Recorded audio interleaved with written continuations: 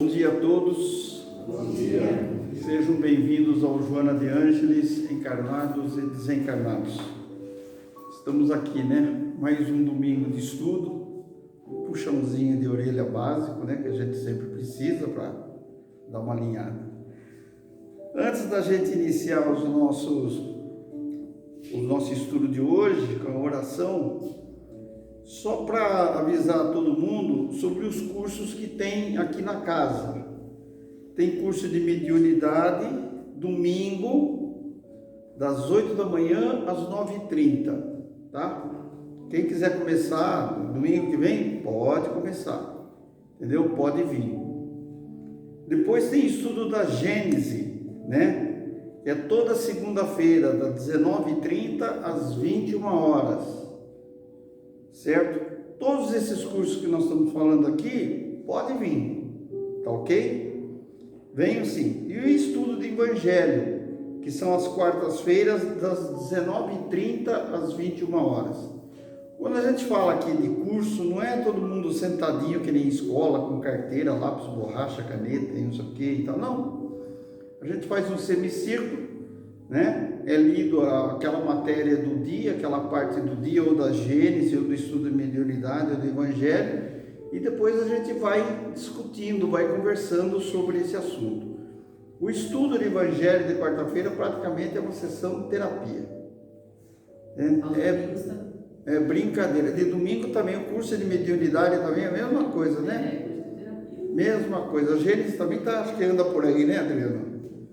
É brincadeira, o que a gente troca de figurinha, sabe? Que no fim a gente pega o assunto, daquele assunto do momento, a gente traz por uma questão do dia a dia e vai discutindo e vai andando, vai navegando.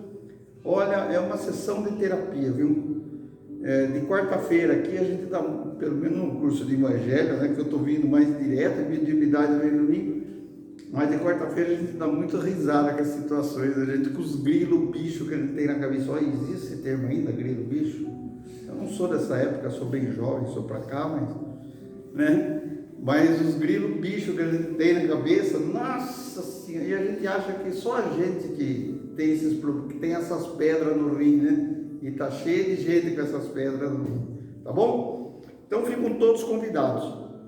O curso é de graça, não precisa pagar nada, tem apostila, pode vir, a apostila pode vir pelo celular, no grupo de cada curso, né? Quem quiser mandar imprimir, pode imprimir, mas é desse jeito, gente, vale a pena, é uma terapia. Hoje eu faltei, eu perdi a cesta básica do mês, né?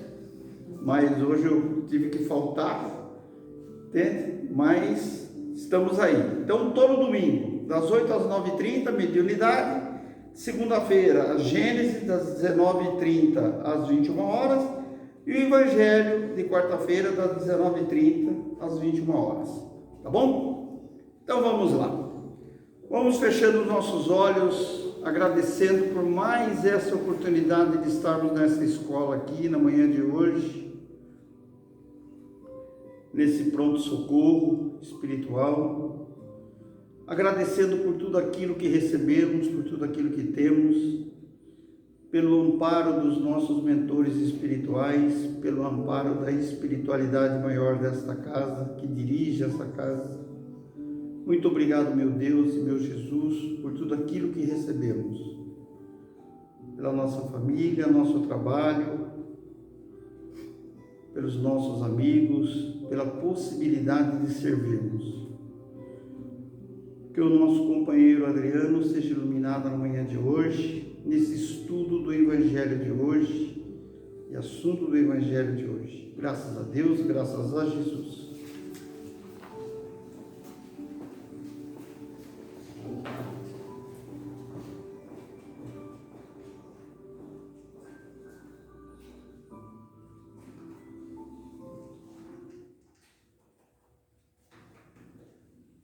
Bom dia a todos.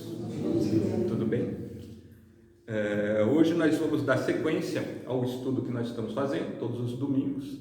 Nós estamos trabalhando o livro Prazeres da Alma, que foi uma psicografia do Espírito Hamed, pelo médium Francisco do Espírito Santo Neto, também conhecido por Kiko, né? Esse livro faz parte de uma série de livros psicológicos, né, que trabalham a reforma íntima, né, para que nós possamos, né, entender os nossos sentimentos, entender as nossas emoções e nos transformarmos. O capítulo de hoje, que nós vamos falar um pouquinho, é sobre compaixão, né? Então nós vamos falar um pouquinho sobre compaixão, né? E para que a gente possa entrar de fato na questão da compaixão, é importante que a gente entenda, né, o significado da palavra. O português é uma das línguas mais ricas que existem no planeta, né? De todas as línguas que se falam, o português é uma das mais ricas. Nós temos muitas palavras e nós podemos falar as mesmas coisas de diversas formas diferentes, justamente por essa riqueza de vocabulário, né? E isso é muito bom, mas também traz alguns problemas, alguns inconvenientes. Por exemplo, uma certa confusão entre alguns termos muito similares, palavras ambíguas, né, que têm significados parecidos, mas não são, né? E a gente acaba confundindo essas palavras. Por exemplo, compaixão com piedade, empatia e simpatia, né? São coisas bastante diferentes, né? Mas a gente mistura, né? E muitas vezes nós trocamos as bolas, né? Então, para que a gente defina exatamente o que é compaixão, para poder entender a compaixão, a gente precisa ir na origem da palavra, né? A palavra compaixão é grega, né? E ela significa sofrer junto, vindo sofrer junto, estar junto, né? Aí é importante entender o seguinte: quando a gente volta para o aramaico, para o hebraico, essas línguas são línguas pobres, né? Língua pobre significa que tem poucas palavras. Então, palavras servem para várias, a mesma palavra serve para várias coisas, né? Então, não é pobreza, assim, no sentido material. Ela é pobre porque tem poucas palavras para dizer as mesmas coisas. E nós temos muitas palavras para dizer as mesmas coisas. Então, aí tem as diferenças. Então, quando a gente diz assim, sofrer junto, a palavra sofrer para eles não quer dizer sofrer, só sofrer. Ela é estar junto, é viver junto, é ter o drama junto. O drama significa a vida junto. Então, quando a gente fala ter compaixão, do sentido grego lá de trás, né, do hebraico e do aramaico, é justamente viver junto. Eu tenho compaixão com os outros, eu vivo com eles. Então eu vivo os dramas dele, eu entendo as situações que eles estão vivendo, eu colaboro, independente se elas venham de uma origem boa ou ruim. Eu não me preocupo com a causa da situação, eu simplesmente compartilho e vivencio a situação. É o princípio da caridade, né? Dar sem esperar nada em troca, sem julgar, não é? Então isso é o que o Cristo fazia lá atrás. Então quando a gente vem nas explicações do Cristo, né, no entendimento do Cristo, compaixão é isso. Aí nós temos, por exemplo, piedade. Piedade é uma palavra que se mistura muito com compaixão, né? Tenha dó de mim, tenha piedade, né? Compaixão para conosco. Não, são coisas diferentes. A piedade, né, ela significa, né, se você voltar, ela é latina, então ela vem do latim, ela não é uma palavra grega. Então ela é um termo latino, do latim, e ela era justamente usada para traduzir uma ação, né? E do latim ela significa zeloso. Então a pessoa que tem piedade, Jesus era uma pessoa piedosa. Jesus tinha zelo pelo povo, pelos outros. E zelar é cuidar. É diferente da compaixão, né? E é diferente do sentido que a gente entende hoje. Piedade, eu tenho piedade das pessoas que sofrem, eu tenho dó. Não, piedade a gente associou a dó, né? A um sentimento de tristeza pela tristeza do outro, pelo sofrimento do outro. Então a piedade, ela entristece. Quando eu sinto dó, eu estou triste porque alguém está sofrendo, eu tenho dó, eu me compadeço daquele sofrimento, então eu me entristeço. Também é diferente de compaixão, porque quando você sente isso, não significa que você está vivendo aquilo, né? Que você está envolvido com aquilo. Por exemplo, eu posso ter piedade das pessoas que sofreram com essas chuvas recentes, mas eu estou aqui e elas estão lá, né? Se eu tenho compaixão por elas, eu vou ajudá-las, eu vou estar com elas, é diferente. Entendeu o significado das coisas, a diferença das coisas? E empatia, que é outra coisa muito misturada nelas, com simpatia, é observar as coisas pelo olhar do outro. Isso é muito difícil, isso a gente quase não faz. É você conseguir ver, entender aquilo que a pessoa está passando pelo olhar dela, ou seja, se pôr na posição dela e compreender aquilo que ela está vivendo, né? Aí a gente vai ver que de empatia a gente tem muito pouco, né? A gente tem várias ideias, mas realmente se pôr no lugar do outro e viver o problema pela visão do outro é muito difícil. Mas isso é a empatia. E simpatia, né, é a ideia da atração, é o sentimento que nos atrai. Então, por exemplo, simpatia pelas ideias espíritas. Todos nós aqui temos, por isso estamos reunidos aqui. Foi o sentimento que nos uniu aqui. A simpatia pela ideia. Então, simpatia é um sentimento que atrai, que une. Empatia é você conseguir se colocar no lugar do outro e observar pelo olho, pelos olhos do outro. Piedade é sentir tristeza, sentir pena, dó pela situação do próximo. E compaixão é sofrer junto, é viver com aquele, ou seja, é ir para a ação, né? Então são coisas completamente diferentes. Aí nós vamos entrar então na questão da compaixão. Todos nós temos compaixão. A compaixão é um sentimento, é uma virtude que o Espírito traz com ela. Quando nós somos formados como Espírito, nós temos, claro, a ignorância plena, mas nós temos algumas coisas inseridas dentro de nós que nos impulsionam ao crescimento. E a compaixão é um desses sentimentos. A compaixão, ela serve para que você se incomode, se importe com a situação do próximo e pratique a ação da caridade, ou seja, você acaba se envolvendo. Quanto mais compaixão você tiver, mais ativo você vai ser nessa questão do auxílio, questão da caridade. Consequentemente, você deixa de ser mais egoísta, né? Você deixa de ter o foco centrado nos seus problemas e passa a perceber o problema dos outros. Acontece que por uma razão ou outra, na nossa linha evolutiva como espíritos, né, que nós somos eternos, imortais e temos uma sequência longa de encarnações, onde nós vamos aprendendo cada vez mais, por alguma razão nós escolhemos um caminho de aprendizado que é vinculado a, como eu posso dizer para vocês, é vinculado à belicosidade. Nós somos belicosos. Quando nós escolhemos esse caminho, o que acontece? Lá atrás, nós decidimos resolver as nossas dificuldades, os nossos problemas no nosso cenário encarnacionista, né? Através da força, através da imposição. A partir daí, gerou uma série de aprendizados para os nossos espíritos que nos levaram até os dias de hoje. E esses aprendizados, eles envolveram as vantagens desse sistema, né? Consequentemente, o egoísmo, o orgulho, a vaidade, tudo isso se aflorou, porque eu conquisto o ganho. E nós hoje ainda somos educados, né, para priorizar as nossas conquistas pessoais, né? Nós educamos os nossos filhos para isso, né?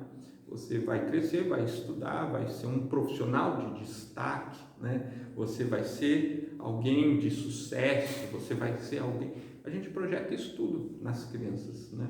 Então nós crescemos assim.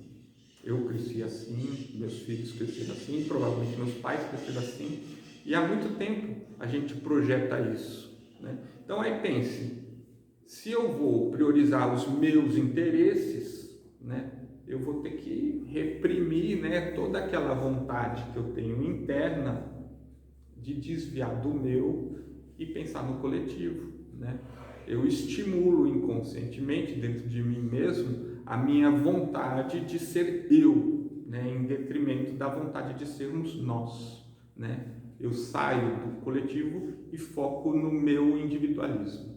Consequentemente, a gente abafa esse sentimento. Mas esse sentimento ele está lá dentro, independente, né, de quão materialista ou egoísta nós nos tornemos, ele está lá dentro. E em hora ou outra ele aflora, ele eclode, ele surge. Por isso a gente vê, por exemplo, pessoas que em tese seriam terríveis, né, sendo capazes de em algum momento ter um ato de generosidade, ter um ato, né, de atenção, ter amor por alguém, né, por mais ruim que aquela pessoa aparentemente seja. Todo mundo tem, porque isso é inerente do espírito, está dentro do espírito. Ele só está abafado, ele está ofuscado e pressionado, né, sobre interesses que nós mesmos desenvolvemos ao longo da nossa existência. Então a compaixão, na verdade é um sentimento que está dentro da gente, é uma ferramenta importante para que a gente perceba, para que a gente se abra ao problema do próximo. E quando eu faço isso, eu transformo a minha vida, eu transformo a forma como eu penso, eu transformo a forma como eu lido com as minhas emoções. Porque a partir do momento que o próximo é prioritário, né, você começa a ter uma série de ações que até então você não tinha. Por exemplo, se eu cresci pensando em mim, é evidente que eu vou ter um conflito quando eu passar a pensar pelo outro. E quando eu conseguir superar isso, as coisas se transformam nas minhas prioridades. E aí você vai entender como é que o Cristo vivia. Jesus, quando veio, ele abalou, né, e transformou aquela sociedade. A gente segue ele até hoje, né, passaram-se 2000 anos, justamente porque ele foi exemplo, ele vivenciou isso. Nós criamos palavras, que nem o latim criou a palavra piedade aí, para explicar o zelo que Jesus tinha pela comunidade, por aqueles que viviam com ele. E o que Jesus fazia efetivamente? Qual era a compaixão de Jesus, né, pela humanidade? Era viver com eles. E o que ele fazia? Ele simplesmente compartilhava. Então, por exemplo, a pessoa vinha com seus problemas, com suas dificuldades para perto de Jesus. Jesus não julgava, por que você fez isso, por que você está nessa situação. Não, pelo contrário, ele abria o braço, amparava, escorava e explicava, né? Nós vamos seguir adiante. O teu problema é pequeno perto dos outros, né? Vamos juntos e a gente vai trabalhando, modificando a própria emoção. Os nossos problemas físicos, mentais, materiais, eles nascem todos de conflitos que nós temos com a nossa própria mente. Por mais que a gente diga, mas o meu problema é financeiro porque você prioriza as finanças na sua vida. O meu problema é de saúde, eu tenho problema no fígado, eu tenho problema no estômago, eu tenho problema na coluna. Os meus problemas do meu corpo físico, eles são decorrentes da forma como eu conduzi a minha vida. Eles são decorrentes da forma como eu penso. Se eu tenho raiva, é evidente que meu fígado e meu estômago vão ser afetados, né? Se eu tenho ambição, né, eu vou gerar dentro de mim ansiedade pelo ganho, pelo resultado. E se eu sou ansioso, né, as coisas, meu metabolismo se acelera e eu não aproveito, né, e eu vou ter uma série de dificuldades físicas. Se eu não durmo, né, por causa das minhas consciências culpadas, dos meus erros, dos meus lamentos, né, da forma como eu me culpo, eu não me recupero fisicamente, meu físico sente. Então, o que a gente hoje chama de problemas do século, estresse e tantos outros, eles são todos decorrentes de um desequilíbrio da nossa própria mente, da nossa própria forma de pensar. Então, quando Jesus ele vinha para a população, que vivia os mesmos problemas que nós vivemos hoje, não mudou nada, né? Ele simplesmente dizia, entenda que os seus problemas são pequenos. A gente tem que seguir no todo. Tira o foco do teu centro e passe para o redor. Você, com ações simples, começa a modificar. Por quê? Primeiro você para de pensar no teu problema, né? Só de não pensar no teu problema, você já se sente mais aliviado. O exercício da ação no próximo faz com que você foque, né, nos problemas que estão no seu entorno. E, consequentemente, você também é uma pessoa que está com problema e outros vão perceber o seu problema e vão ajudar você. É aquela corrente do bem que a gente diz, né? Um vai dando a mão para o outro até que chega em você de novo, né? Isso acontece, e era isso que acontecia ali. E uma outra coisa muito interessante nessa formação da nossa consciência e do espírito é que, para isso, existe uma reação natural e acontece com todo mundo. Toda vez que nós fazemos uma boa ação, nós nos sentimos bem. Você se sente feliz, você se sente contente, mesmo que a pessoa não tenha lhe dito obrigado, não tenha feito nada em retribuição, você se sente bem pelo fato de saber que você foi útil para alguém, que você pôde ajudar alguém, que você pôde compartilhar algo com alguém. Isso é um sentimento que lhe dá uma felicidade interna, lhe dá naquele momento uma recompensa, né? Diferente, por exemplo, numa ação mesquinha, quando você toma para você, né? Você pega aquilo para você, agradou o seu desejo de momento, mas não te deixou feliz, né? Em contrapartida, uma boa ação te deixa feliz. Isso é um mecanismo natural, que é justamente para que a gente perceba e sinta que neste caminho nós somos felizes. Neste caminho nós estamos melhores, neste caminho nós crescemos. E aí vem a questão da nossa mente. Por que a gente escolhe caminhos diversos da felicidade, né? Por que a gente escolhe passar por uma dor, um sofrimento, um martírio, se existem formas de agir, de trabalhar que vão lhe dar felicidade, prazer, alegria, né? Esse é o nosso desafio, a nossa reforma íntima, buscar entender, mergulhar dentro dos nossos sentimentos para poder entender o porquê que a gente se prende a essas situações. Compaixão, ter compaixão, que o Cristo dizia, né, e vivia, é justamente isso, se envolver com a situação. Então, é evidente que nem tudo a gente pode se envolver, nem tudo a gente pode acompanhar, a gente tem N limitações. Mas se a gente começar de fato a ter compaixão, por exemplo, dentro da nossa própria família, nosso núcleozinho familiar, eu vou viver a dificuldade do meu filho, eu vou entender a dificuldade da minha esposa, se eu realmente tiver isso, eu vou aliviar essas situações para eles, porque eu vou estar dividindo essa carga que eles estão carregando, não é? E se eu usar alivio, consequentemente, eles ficam mais felizes. E eu vou me sentir bem porque eu estou fazendo algo bom, né? Então, se a gente começar esse exercício dentro da nossa própria casa, dentro do nosso núcleozinho, a gente vai vendo e a gente vai expandindo. Porque na maioria das vezes, cada um de nós, dentro do nosso núcleo familiar, se fecha dentro dos próprios desejos, dentro dos próprios problemas, e esquece que a pessoa do seu lado ali também está vivendo os seus problemas, também está vivendo as suas dificuldades, né? E a gente passa a não ter compaixão com aquele que está do nosso lado. E aí a gente vai querer ter compaixão com o cara que perdeu tudo lá na fronteira de Batuba com o Rio de Janeiro. Você fala assim, está aqui do teu lado, né, o problema. Vamos começar com este, né? Vamos começar com aquele próximo de verdade, aquele que está do teu lado, né? E assim a gente vai se transformando. Se a gente conseguir incutir isso dentro da nossa casa, é evidente que os nossos vão começar a repercutir isso dentro dos seus ciclos de convívio, na escola, no trabalho, seja onde for. As coisas vão ampliando. E quanto mais a gente faz, mais exemplo serve para o próximo, para o outro. Aí a coisa vai ganhando uma proporção maior. E se eu realmente conseguir diminuir o tamanho dos meus problemas, né, na minha vida, o meu horizonte passa a ser muito mais longo, né? Eu não tenho mais aquelas barreiras na minha frente que me impedem de ser, de fazer, né?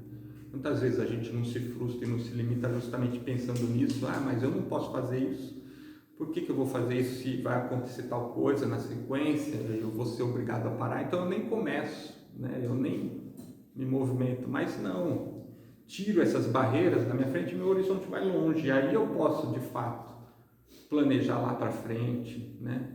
E se eu consigo fazer isso, a minha vida se transforma. Se eu tirar essa pressão, a minha vida se transforma.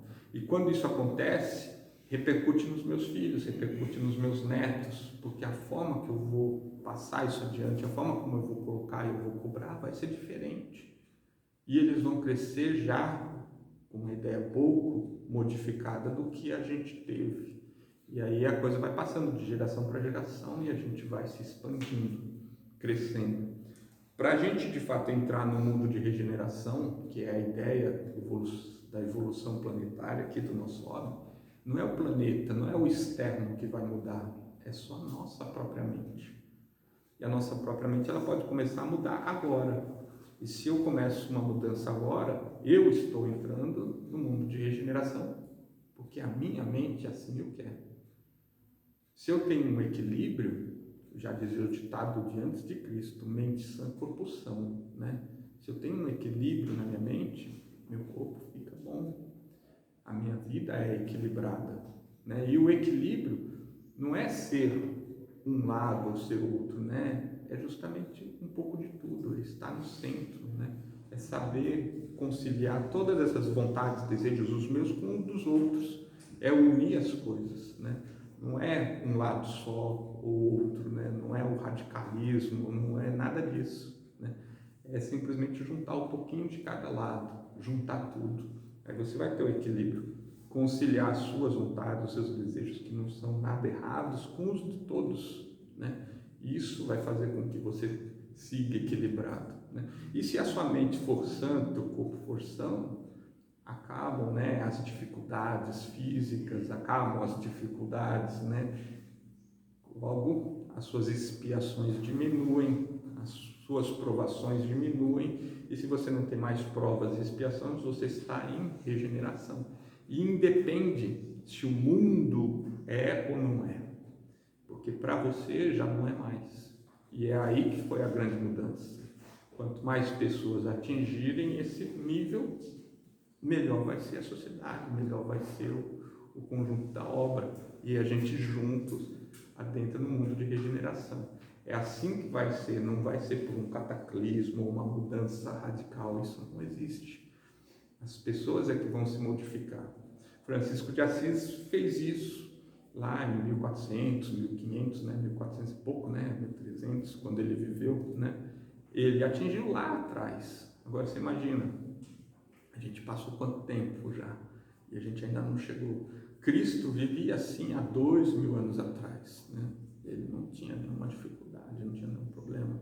E mesmo quando passou para ele não foi problema, porque aquilo lá era só um momento, servia mais para os outros do que para ele mesmo, né?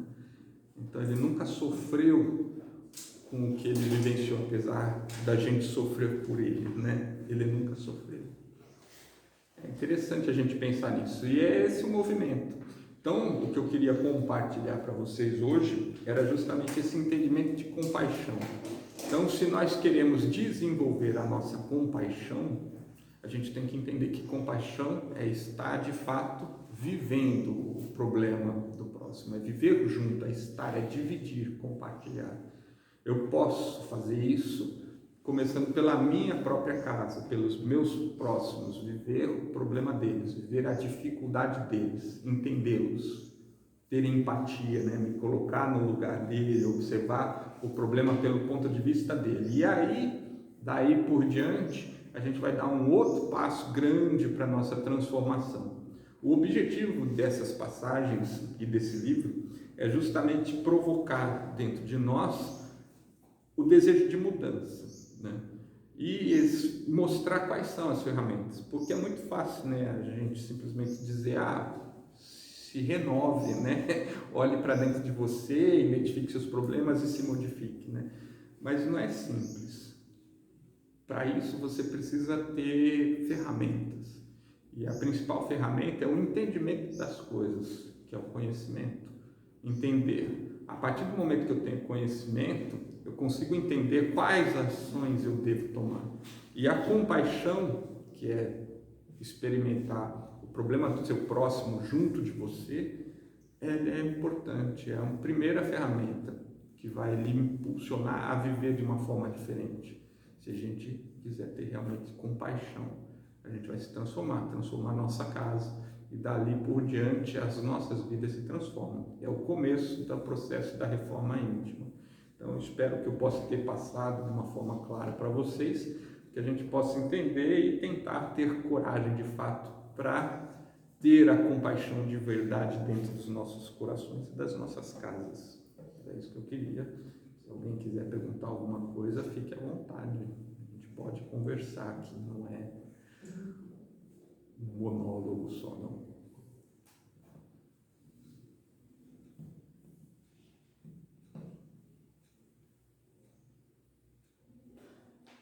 Bom, então nós vamos fechando os nossos olhos, agradecendo ao nosso Mestre Jesus, aos nossos anjos de guarda, aos nossos mentores, protetores, que eles nos mantenham focados no desejo do crescimento, no desejo do aprimoramento da nossa mente, do nosso espírito, que possamos seguir compreendendo melhor as nossas fragilidades, os nossos pontos fracos, que nós possamos transformá-los, fortificá-los, transformar toda essa teoria que nós aprendemos, que nós vimos estudando ao longo de todo esse tempo, de toda essa existência, em ações práticas no dia a dia, que possamos ter de fato coragem de viver a boa nova, como Jesus ensinou há 2000 anos atrás, e assim nos transformarmos, deixando o mundo de provas e expiações para trás e adentrando no mundo de regeneração.